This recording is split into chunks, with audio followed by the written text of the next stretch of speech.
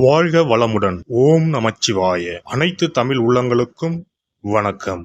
நிகழும் ஸ்ரீ மங்களகரமான சோபகிருது ஆண்டு மார்ச் மாதம் 14ஆம் தேதி வியாழக்கிழமை அன்று சதுர்த்தி திதியில் பரணி நட்சத்திரத்தில் வைத்ருதி நாம யோகத்தில் சித்தயோகம் கூடிய நன்னாளில் இந்த மகத்தான பங்குனி மாதம் பிறக்கிறது.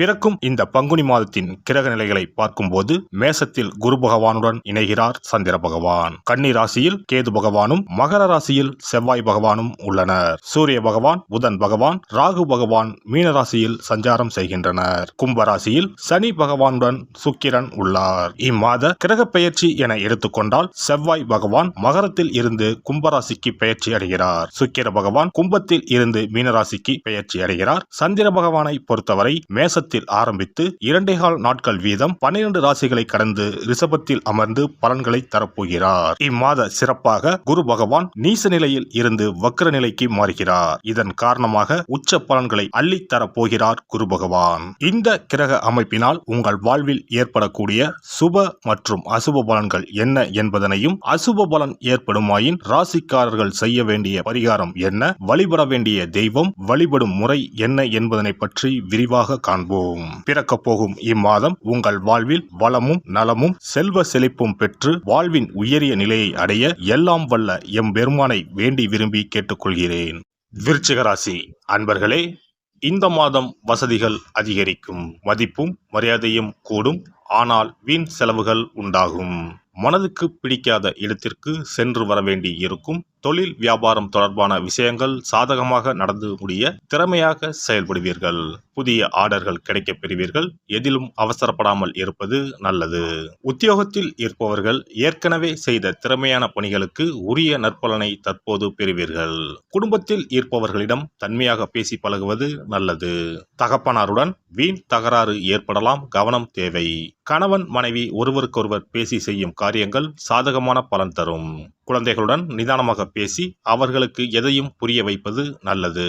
அவர்களது முன்னேற்றத்திற்காக பாடுபடுவீர்கள். பெண்களுக்கு மனதில் இருந்த குழப்பங்கள் நீங்கி தெளிவு உண்டாகும். பயணங்களில் சாதகமான பலன் கிடைக்கும். மாணவர்களுக்கு கல்வியை பற்றிய பயம் நீங்கும். குழப்பம் இல்லாத தெளிவான மனதுடன் பாடங்களை படித்து வெற்றி பெறுவீர்கள். கலைத்துறையினருக்கு கௌரவம் உயரும். விரும்பிய பதவி கிடைக்கும். வழக்கு விவகாரங்கள் உங்களுக்கு சாதகமாக இருக்கும்.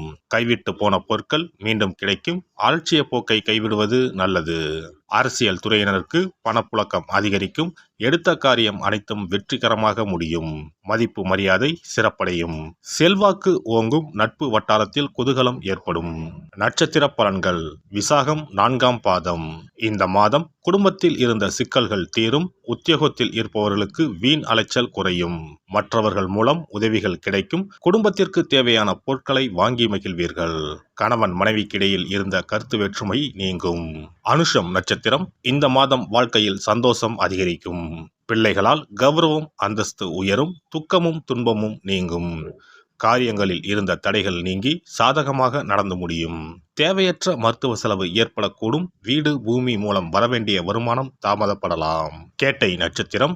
இந்த மாதம் வாழ்க்கை துணையுடன் விவாதம் உண்டாகும். தொழில் வியாபாரத்தில் ஈடுபட்டு இருப்பவர்கள் அவசர முடிவுகள் எடுப்பதை தவிர்ப்பது நல்லது.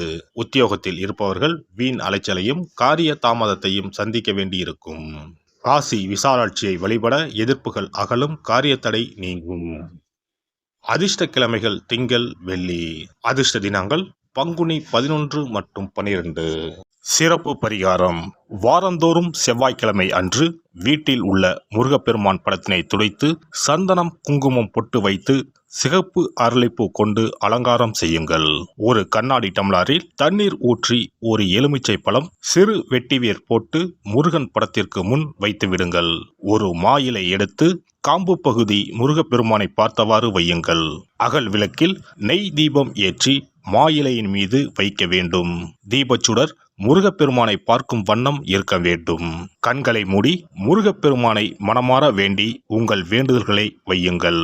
பூஜை முடிந்த பிறகு அடுத்த நாள் டம்ளரில் உள்ள எலுமிச்சை பழத்தை உங்கள் வீட்டை சுற்றி திருஷ்டி கழித்து போட்டு விடுங்கள். 6 வாரங்கள் வரை இந்த வெட்டி வேரை மாற்ற தேவையில்லை. இவ்வாறு செய்து வழிபட்டு வர குடும்பத்தில் உள்ள எப்படிப்பட்ட கஷ்டமாக இருந்தாலும் அந்த கஷ்டத்திற்கு தீர்வு கிடைக்கும். நம்பிக்கை இல்லாமல் எந்த ஒரு வழிபாடும் செய்யக்கூடாது. நம்பிக்கையோடு செய்யும் பட்சத்தில் கைமேல் பலன் கிடைக்கும். இனி பங்குனி மாத சிறப்புகளும் வழிபாட்டின் பலன்களும் என்ன என்பதனை பற்றி காண்போம். பங்குனி மாதம் என்பது வழிபாட்டுக்கு உரிய மாதம். பங்குனி மாதம் வணங்குவதற்கும் பூஜைக்கும் உரிய மாதமாகும். ஒவ்வொரு மாதத்திலும் ஒவ்வொரு நட்சத்திரத்திற்கு முக்கியத்துவம் கொடுத்து விழாக்கள் நடத்துவது வழக்கம். ஆனால் பங்குனி உத்திர நட்சத்திரத்திற்கு மற்ற நட்சத்திரங்களை விட அதிக மகத்துவம் உண்டு. தெய்வ திருமணங்கள் அதிகம் நடைபெற்ற மாதம் பங்குனி மாதம். மாதங்களில் 12வது மாதம் பங்குனி, நட்சத்திரங்களில் 12வது நட்சத்திரம் உத்திரம். 12வது மாதமான பங்குனியும் 12வது நட்சத்திரமான உத்திரமும் இணையும் புனித நாள் பங்குனி உத்திரம் என்று கொண்டாடப்படுகிறது. எனவே பங்குனி மாத உத்திரத்தின் சிறப்புகள் அதிகம்.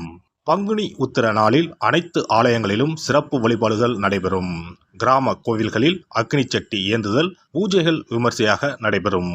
எண்ணற்ற ஆலயங்களில் சுவாமி அம்பாள் திருக்கல்யாணம் நடைபெறும். சிலருக்கு கைகூடாமல் திருமணம் தள்ளி போனால் பங்குனி உத்திர நாளில் விரதம் இருந்து இறைவனை வழிபட்டால் வெகு சீக்கிரம் திருமணம் கைகூடும் என்பது ஐதீகம். அதோடு காதலிப்போர் மனதுக்கு பிடித்தவரை கரம் பிடிக்கவும் பங்குனி உத்திர விரதம் இருப்பது மிகுந்த பலனை கொடுக்கும். பங்குனி உத்திரம் கல்யாண விரதம் என்றும் அழைக்கப்படுகிறது. 8 வகையான மகா விரதங்களில் கல்யாண விரதமும் ஒன்று. ஆகவே இந்த நாளில் திருமணம் ஆகாத இளையோர் விரதம் இருந்து தமக்கு நல்ல வரன்கள் கிடைக்க வேண்டும் என்று சிவபெருமானையும் பார்வதி தேவியாரையும் வேண்டுவது நல்ல பலன்களை பெற்றுத்தரும். இத்தினத்தில் மேற்கொள்ளும் விரதம் மிகவும் விசேஷமானது. நீண்ட நாள் ஒற்றுமையுடன் வாழ விரும்பும் தம்பதியர் விரதம் இருந்து சிவனுக்கும் சிவ பார்வதிக்கும் அபிஷேகம் செய்வார்கள். இந்த விரதத்தை முருகனை வேண்டியும் செய்யலாம். அதோடு அன்னதானம், வஸ்திரதானம் செய்வதும் சிறப்பானது. ஜாதக தோஷத்தால் திருமணம் தடைப்பட்டவர்கள் வழிபாடு மேற்கொள்ளவும் சிறந்த நாள் இதுவாகும். செவ்வாய் தோஷம் காரணமாக திருமண தடைகளை சந்திப்பவர்களுக்கு பங்குனி உத்திரத்தன்று முருகனை மனமுருகி வணங்கினால் திருமண தடைகள் நீங்கி திருமணம் சுபமாக முடியும். குழந்தை பேரில்லாமல் தவிப்பவர்கள் பங்குனி மாத விரதம் இருந்து அம்மன் கோவில்களுக்கு சென்று வழிபட அந்த அம்மனின் அனுக்கிரகத்தால் நிச்சயம் புத்திர பாக்கியம் கிடைக்கும். தொழில் மற்றும் வியாபாரங்களில் ஈடுபடுபவர்கள் தமிழ் வருடத்தின் கடைசி மாதமான பங்குனி மாத தினத்தில் திருஷ்டி பூசணிக்காய் வாங்கி உங்கள் வியாபார இடங்களை திருஷ்டி கழித்து அதற்குரிய நேரத்தில் உடைக்க வேண்டும். இப்படி செய்வதால் உங்களுக்கு இந்த ஆண்டு ஏற்பட்ட தோஷங்கள் அனைத்தும் நீங்கும். பங்குனி உத்திர நன்னாளில் நம்மால் முடிந்த அன்னதானங்களை செய்வது மிகுந்த புண்ணியம் தரும். எலுமிச்சை சாதம் அல்லது தயிர் சாதம் அல்லது சர்க்கரை பொங்கல் என அன்னதானம் செய்யலாம். அதேபோல் நம்மால் முடிந்த அளவுக்கு மஞ்சள், சரடு, குங்குமம், கண்ணாடி என மங்கள பொருட்களை பெண்களுக்கு வழங்குவது விசேஷ பலன்களை கொடுக்கும். முருகப்பெருமான் நமக்கு இதுவரை இருந்த காரிய தடைகள் அனைத்தையும் களைந்து நமக்கு நல்வழி காட்டி அருளுவார். பங்குனி மாதத்தில் அனைத்து நாட்களிலும் கோவிலுக்கு சென்று வருவது மிக்க பலனை தரும். மேலும் செல்வ செழிப்புடன் வாழ்வதற்கு உதவும். எல்லாம் வல்ல இறையருளால் நீங்களும் உங்கள் அன்பு குடும்பமும் உடல் நலம், நீலாயுள், நிறை செல்வம், உயர் புகழ், மெய்ஞானம் ஓங்கி வாழ்க வளமுடன்.